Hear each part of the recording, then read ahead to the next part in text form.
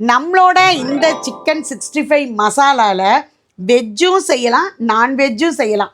இந்த மசாலா நீங்கள் வேறு தயிரோ அல்லது கார்ன்ஃப்ளவர் மாவோ எதுவுமே நீங்கள் ஆட் பண்ணவே வேண்டியது இல்லைங்க. ஒன் அண்ட் ஒன்லி நம்மளோட மசாலா ஐட்டம் தாங்க. இதை மட்டும் சிக்கன்லேயோ அல்லது காலிஃப்ளவர்லேயோ நீங்கள் போட்டிங்கன்னா வேறு எதுவுமே ஆட் பண்ண தேவையில்லைங்க.